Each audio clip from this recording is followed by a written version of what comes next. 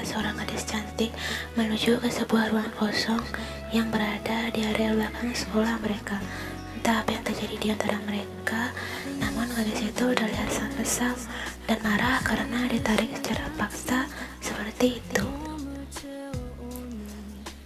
Teriak gadis itu masih berusaha melepaskan cengkraman erat pria yang ternyata bernama Kai itu. Namun pria itu seakan tidak punya telinga. Dia terus melakukan aksinya hingga akhirnya mereka pun tiba di sebuah ruangan kosong. Kai langsung menyandarkan tubuh gadis itu ke tembok dan mengunci tubuhnya dengan kedua tangannya yang ia letakkan di samping.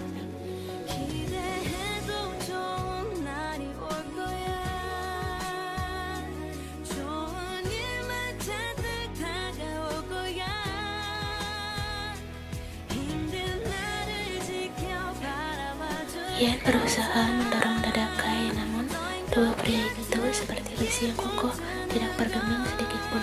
Padahal Yen sudah mendorongnya sekuat tenaga.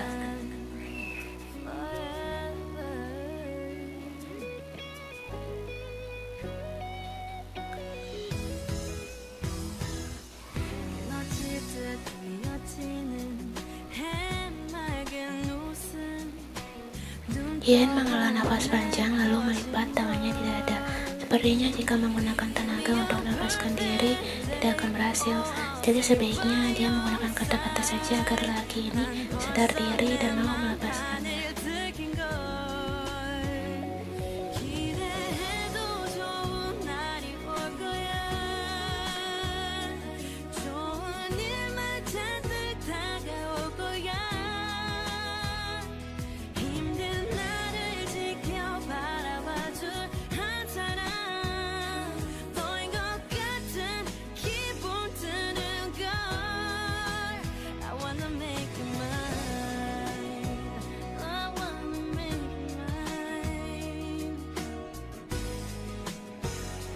Raut wajah Kai terlihat semakin gusam setelah mendengar rentetan kalimat dari mulut gadis di hadapannya. Astaga, gadis ini telah membuatnya naik pitam.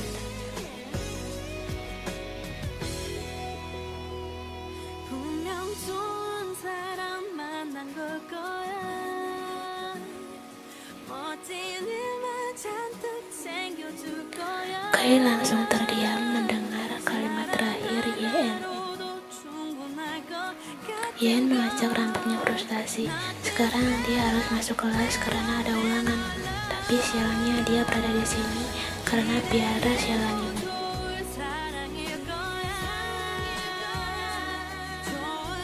Pria itu pun mundur selangkah karena dorongan Yen.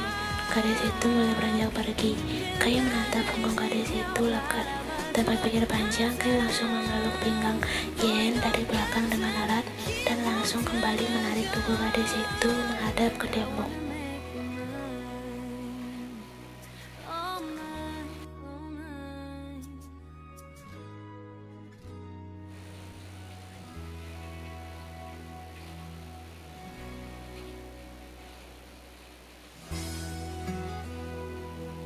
Bisik Kai tepat di telinga Yen, menyentuh telinga gadis itu dengan bibirnya secara lembut. Yen memberontak tidak terima, namun kembali lagi tenaganya tidak cukup kuat untuk melawan Kai. Kai tersenyum evil, kemudian melihat ke bawah, tepatnya pada Yen.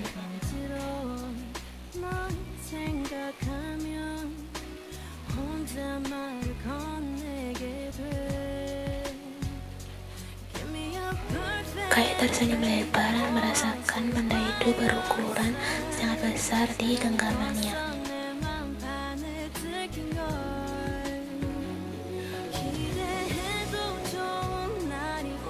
Yen memberontak menggeliatkan tubuhnya agar tangan pria itu berhenti dua aset miliknya yang sekarang sudah terlihat karena Kai membuka seragamnya. Kai melihat debaran jantungnya pun semakin meningkat. Dia sudah menduga Yen tidak main-main indahnya, tapi gadis ini selalu menyembunyikannya dengan pakaian yang oversize. Bisik Kai ketika isakan tangan Yen mulai terdengar. Ia harus menatap itu tanpa berkedip. Ia harus melepaskan kain penghalangnya agar bisa menikmatinya.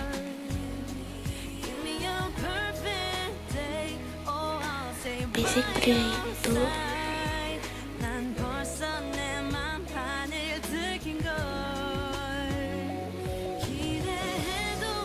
Yen terus berusaha menghentikan. Kai sudah tidak tahan lagi, rasanya sudah terasa sangat sesak di bawah sana yang harus segera dikeluarkan. Tangannya pun turun dan dengan cepat.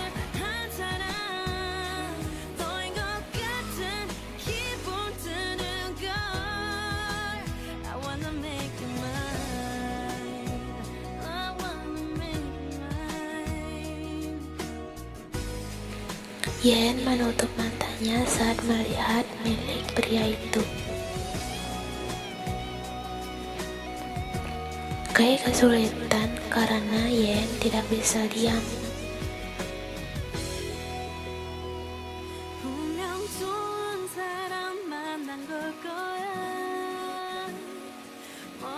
Kai berhasil menepikan gadis itu dan melihat sekilas Yen yang bersih. Rasionya dan semakin berusaha. Tiba-tiba pintu ruangan itu terbuka, membuat Kai langsung menghentikan aksinya. Kai langsung kembali. Sialan, sedikit lagi, siapa orang yang berani mengganggunya, dia akan mendapatkan masalah sekarang. Seorang pria tinggi dengan kacamata besarnya membuka ruangan tersebut. Siswa itu sama kagetnya ketika melihat adegan di depan matanya sendiri. Siswa itu pun mematung di tempatnya saking terkejutnya melihat dua orang di depannya dengan keadaan yang tidak wajar untuk anak sekolah. Desis Kai langsung menjauh dari Yen dan menghampiri pria berkacamata besar yang memergokinya. Yen langsung menurunkan dan mengancingkan kembali yang dibuka oleh Kai. Untung pria brengsek itu tidak membuka dan belum sempat melihat berharganya, tapi tetap saja tangan pria itu sudah menyentuhnya. Kai menghampiri Taeyong dan langsung mencengkram erat gerah seragam pria itu. Pria yang bernama Kim Taeyong itu hanya mengangguk penuh. Ia juga tidak berani mencari masalah dengan putra pemilik sekolah. Ia takut beasiswa yang sudah payah ia dapatkan agar bisa sekolah di sekolah elit ini dicabut. Yen yang melihat Kai sedang sibuk mengancam Taeyong pun langsung memanfaatkan kesempatan ini untuk pergi dari tempat itu. Ia berlari sekencang mungkin menjauh dari sana. Kai yang melihat gadis incarannya sudah kabur pun hanya bisa menghela nafas panjang. Andai pria cupu ini tidak muncul, mungkin ia sudah merasakan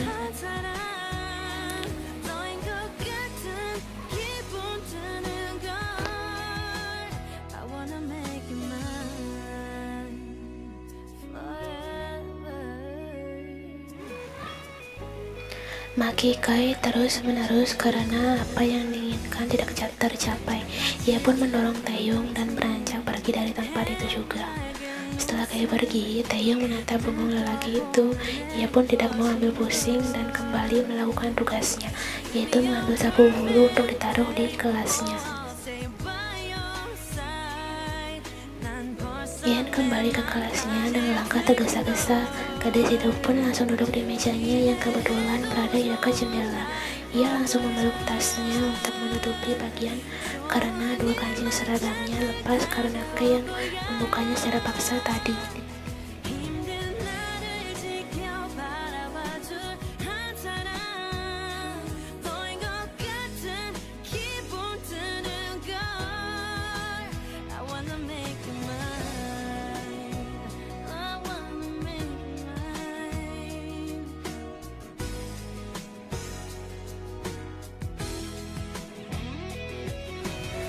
Tiba-tiba mata Yen menangkap sosok pria tinggi yang baru memasuki kelas dengan sapu bulu di tangannya.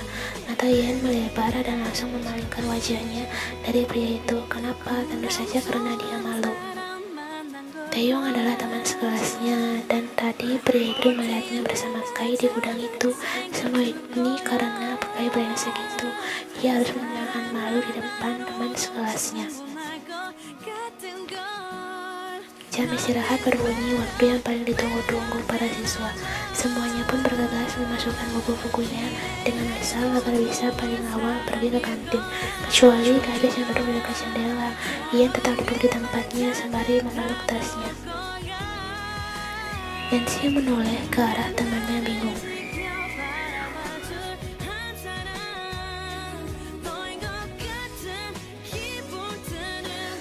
Aneh, biasanya kau yang paling bersemangat sejam istirahat, koma Nancy.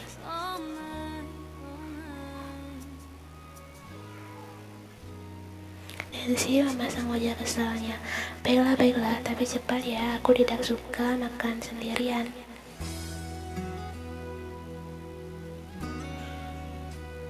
Setelah Nancy pergi, Yen pun mulai nafas lega. Ia meletakkan tasnya dan melihat seragam sekolahnya yang setengah terbuka karena ulah Kai tadi. Apa yang harus dia lakukan? Dia tidak mungkin membawa baju cadangan, sedangkan ia tidak mungkin terus-menerus berada di kelas sembari memeluk tas seperti ini. Tapi jika dibiarkan, siswa yang lain akan melihat seragam sekolahnya yang setengah terbuka. Tiba-tiba suara langkah kaki memasuki kelas yang hening terdengar sangat jelas di telinga Yen. Gadis itu langsung mengangkat kepalanya dan melihat siapa yang datang ke kelas. Mata Yen melebar karena yang datang adalah Taeyong. Ia pun berpikir bawahnya karena malu setengah mati setiap mengingat pria itu mergokinya bersama Kai tadi. Pria berkacamata besar itu mendekati bangku Yen lalu meletakkan sesuatu di mejanya. Mata Yen semakin membulat lebar ketika melihat 3 buah kancing seragamnya di sana. Ia langsung menatap Taeyong dengan tatapan kaget sekaligus malu.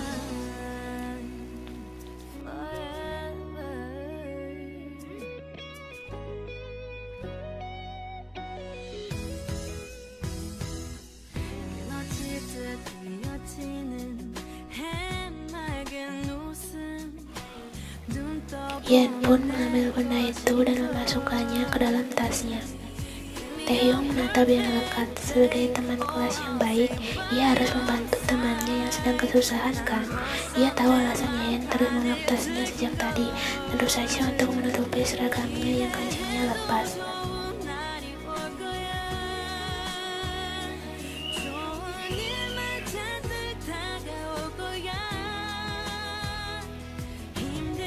Mata Yen langsung berbinar.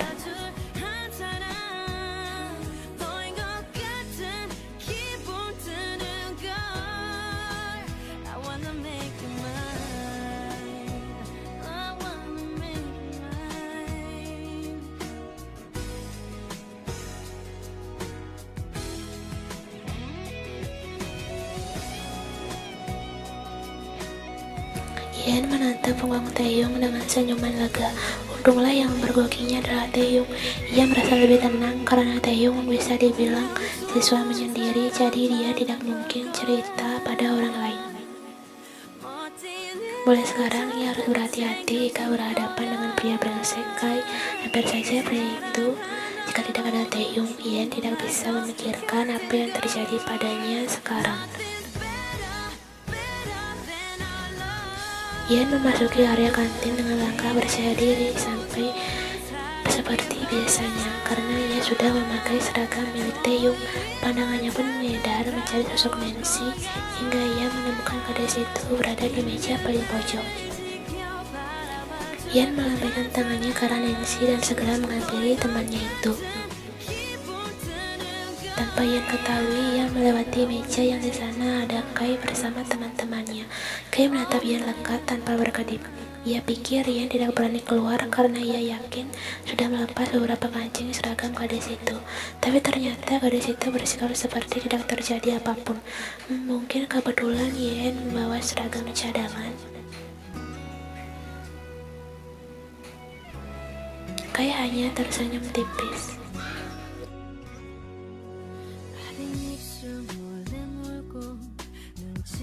시간들이 내 몸을 채워오는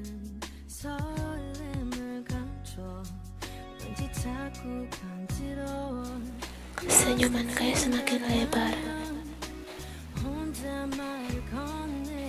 Aku yakin kau bukan tipe pria yang mudah menyerah sebelum mendapatkan yang kau inginkan, Guman Jimin. Tentu saja, aku hanya perlu berusaha sedikit lagi. Lagi pula aku sangat suka hal yang menantang seperti ini. Aku semakin bersemangat mendapatkan gadis itu. Jimin dan Mingyu tertawa.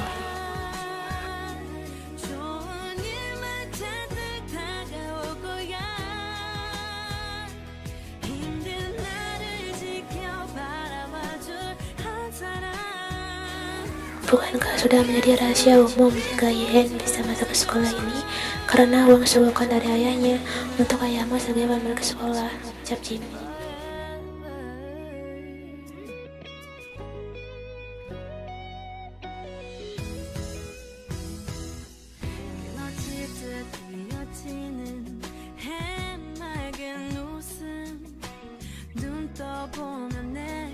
Contohnya sekolah oleh Dini, Tuan Choi akan malu jika anaknya tidak diterima di sini, sedangkan anak kerabatnya yang lain diterima di sini. Itulah alasannya dia menyogok ayahku, jelasnya panjang lebar. Bahkan dia berada di kelas unggulan tempat anak-anak pintar. Wah, berapa uang yang dikeluarkan ayahnya itu untuk menyogok pihak sekolah. Mingyu tertawa lepas. Sudahlah, berhenti membicarakan kebodohannya. Sebodoh bodohnya dia, hanya dialah yang bisa membuatku jatuh cinta, ucap Kai. Jimin mengangguk paham. Iya, cinta memang membuat seseorang muda dan tuli.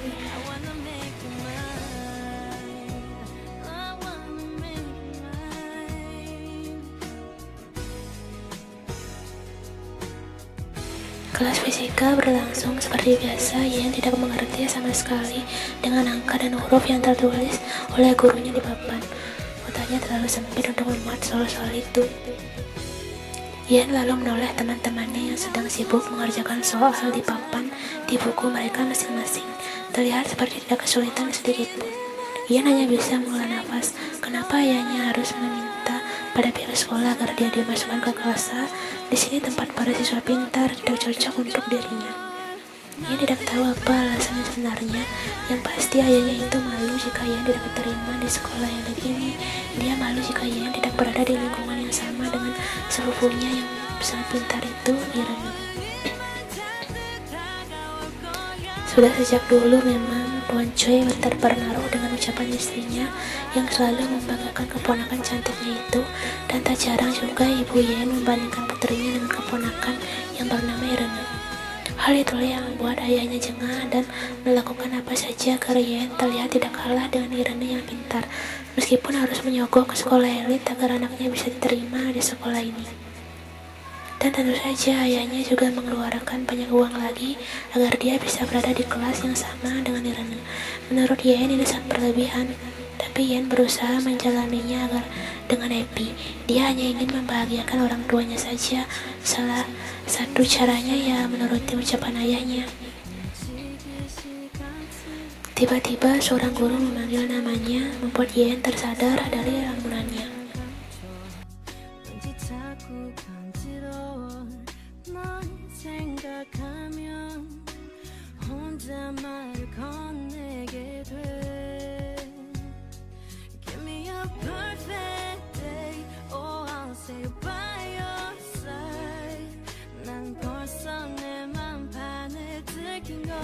Irene pun dengan percaya diri maju ke depan dan mengerjakan soalnya dengan lancar tanpa hambatan.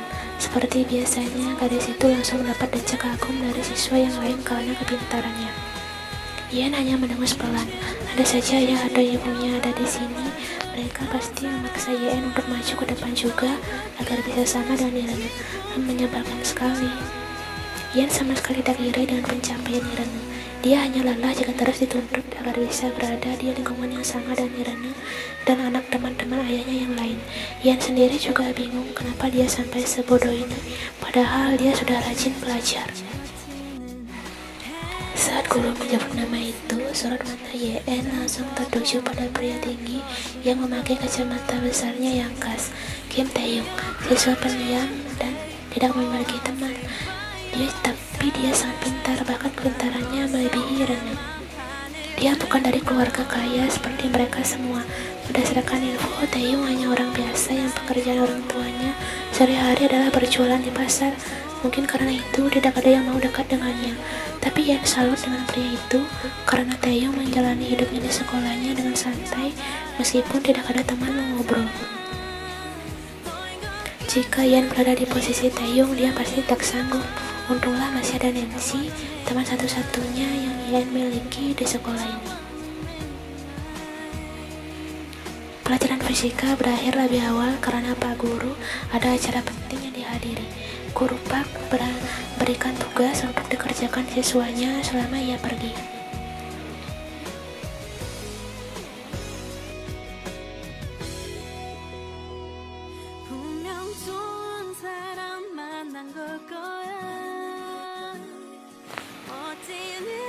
Setelah sang Senin benar-benar keluar kelas, teman-teman yang lain pun langsung bergegas mendekati meja Irene.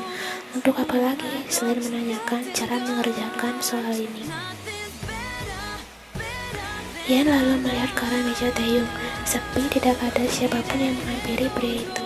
Daripada berdesak-desakan menghampiri Irene, lebih baik dia ke meja Taeyong saja.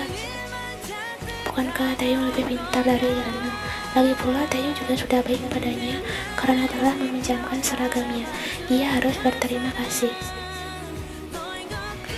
Yan pun beranjak dari bangkunya dan melangkah mendekati bangku Taeyong. Yan menepuk bahu Taeyong dengan langsung duduk di samping pria itu. Pria itu tampak kaget. Mungkin ini karena tumben ada seseorang yang menepuk bahunya seperti itu di sekolah ini.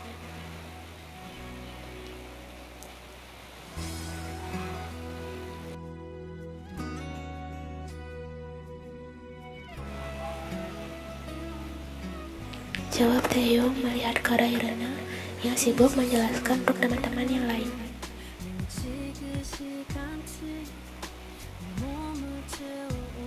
Taeyong mengangguk paham. Baiklah, kau mau aku menjelaskan soal yang mana?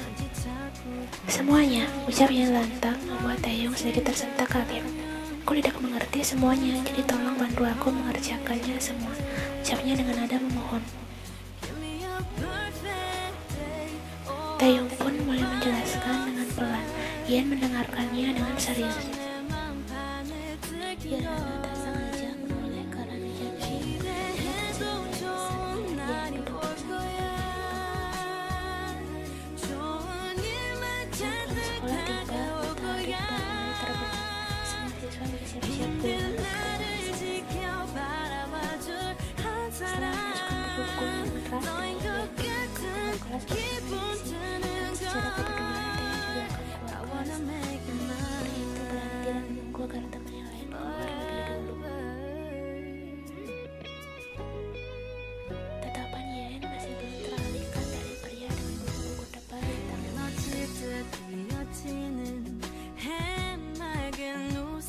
Setelah semua teman sekolahnya keluar, barulah Taeyong juga keluar berpikir. Dia sengaja seperti ini karena tidak suka mengerjakan tugas untuk kelas. Dia suka kesulitan baru saja hendak berbelok Taeyong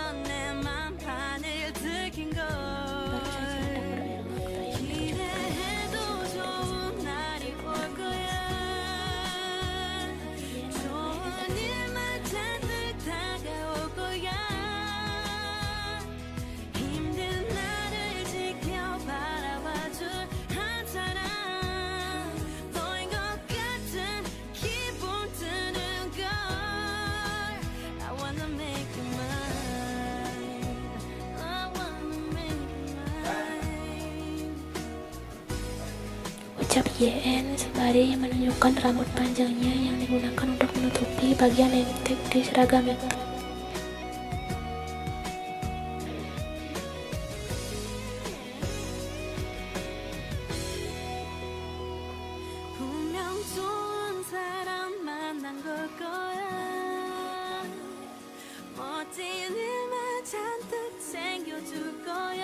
Ucapan Yan terpotong karena langkah pria berkacamata itu dengan cepat sudah menjauh darinya. Yan pun menghela nafas panjang dan melanjutkan langkahnya. Sepertinya Taeyong bukan tipe orang yang mudah didekati.